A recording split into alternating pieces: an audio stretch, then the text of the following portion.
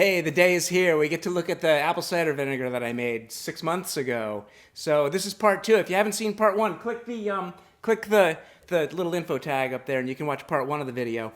But this is what we've been waiting for: the unveiling of the apple cider vinegar. This has been sitting in the basement for 6 months. This was floating on the top. My hands are super clean. Don't get upset. This is awesome. This is the mother. And it's just like a gelatinaceous mat. It's basically pure cellulose and little bubbles of vinegar.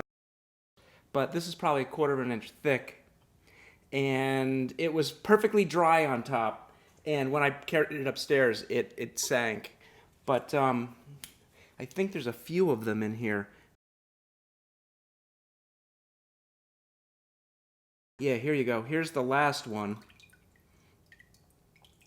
And that's probably 3/8 of an inch thick. And here's one. Oh, that's kind of falling apart.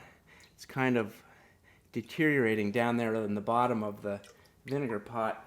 All right, now for the the acid test. Get it? Let's see how we did here with the pH. Is dropping.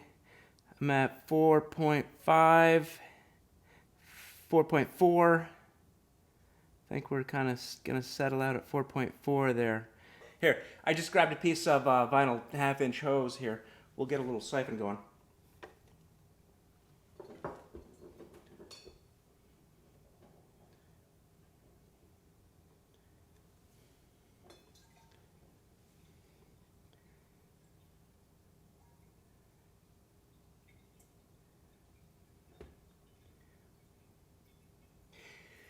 It's just easier to siphon it out of this crock. This crock weighs enough empty.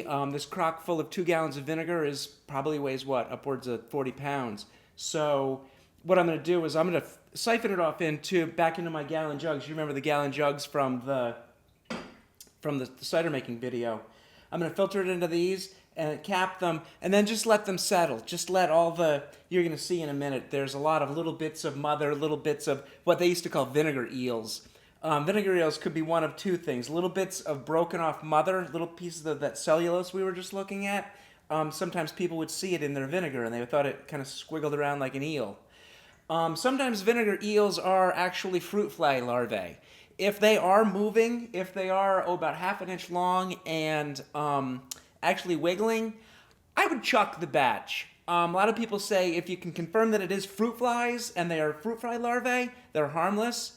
I don't know. I've seen some house flies doing some nasty things out in the yard, and I don't want them in my vinegar.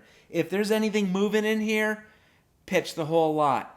Yeah, I know we worked really hard on this, and it'd be a shame, but so far nothing's moving in mine. So I think I'm going to enjoy cooking with it and making salad dressing out of it, and drinking it, and making beverages out of it, and using it when I make new ferments, so I can get a little bit of extra culture and a little bit of acid to keep the bad bacteria in check. Here we're just about done with that first gallon.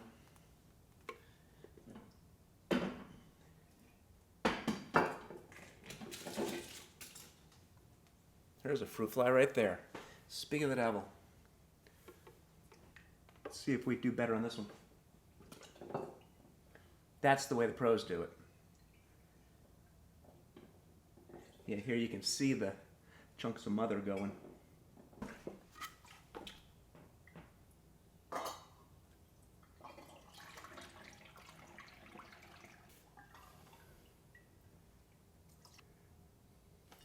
But here we are. Here's our apple cider vinegar. You see it's a little turbid. We can definitely let this sit. Cap these, put them someplace where they won't get disturbed for about a month, and they will start to settle out. You'll see they literally start growing as everything sort of settles at the same time. The top will be real clear. You can pour that into just a cruet or a smaller bottle that you can use in your pantry.